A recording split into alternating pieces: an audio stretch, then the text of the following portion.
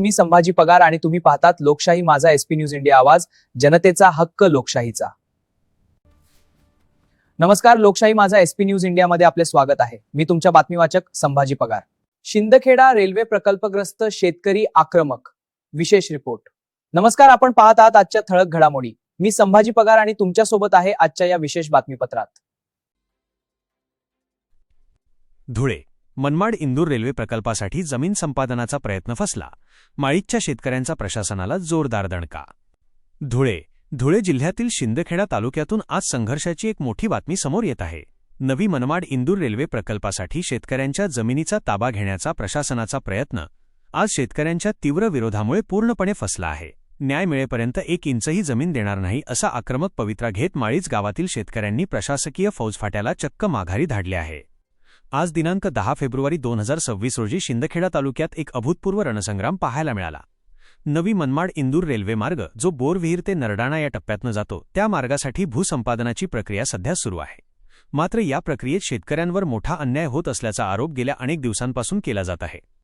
आज सकाळी शिंदखेडा तहसीलदार 50 ते 60 पोलिसांचा मोठा फौजफाटा, भुसावळ रेल्वे विभागाचे वरिष्ठ अधिकारी आणि कंत्राटदारांची मोठी टीम यंत्रसामग्रीसह माळीच गावात दाखल झाली। प्रशासनाचा इरादा स्पष्ट होता की जमिनीचा ताबा घेऊन रेल्वेच्या कामाला तातडीने सुरुवात करणे। परंतु जसा हा ताफा शेतात पोहोचला तसा शेकडो शेतकऱ्यांनी त्यांना चहूबाजूंनी वेढले आणि प्रशासकीय कामाला जोरदार विरोध दर्शवला। अल्प मोबदल्यामुळे शेतकऱ्यांचा संताप। शेतकऱ्यांचा मुख्य संताप हा त्यांना मिळणाऱ्या अत्यल्प मोबदल्याबाबत आहे। प्रकल्पग्रस्त शेतकऱ्यांचं म्हणणे आहे की आम्हाला देण्यात आलेला मोबदला हा जमिनीच्या सध्याच्या बाजारभावाच्या तुलनेत अत्यंत कमी आहे।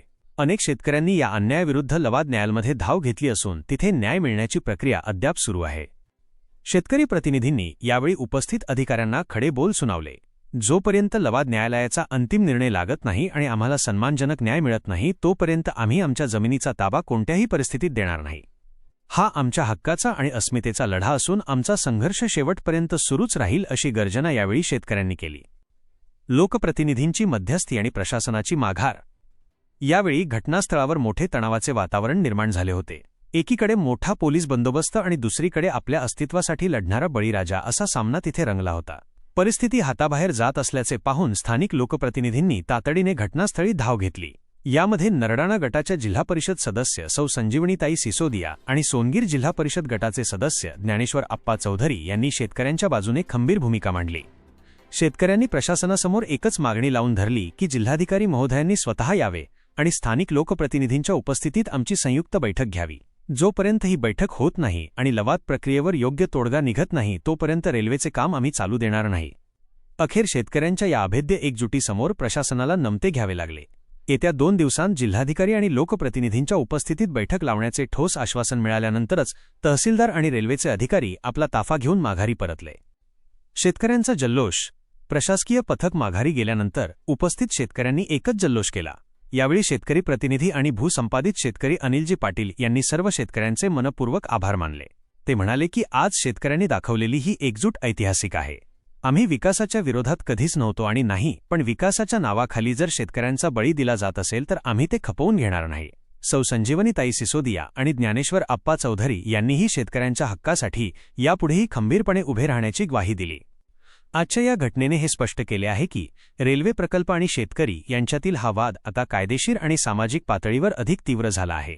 प्रशासनाने जरी 2 दिवसांचा वेळ मागितला असला तरी आगामी काळात होणाऱ्या जिल्हाधिकारी पातळीवरील बैठकीत काय निर्णय होतो याकडे आता संपूर्ण धुळे जिल्ह्याचे लक्ष लागले आहे। तोपर्यंत माळीच आणि परिसरातील शेतकरी मात्र अत्यंत सावध आणि आक्रमक भूमिकेत आहेत। ताज्या घडामोडींसाठी पाहत रहा आमचे विशेष बुलेटिन। मी संभाजी पगार आपली रजा घेतो। धन्यवाद। जर आपणास हा व्हिडिओ आवडला असेल तर लाईक आणि शेअर करा व जर तुम्ही आमच्या चॅनलवर नवीन असाल तर चॅनलला सबस्क्राइब करायला विसरू नका। धन्यवाद।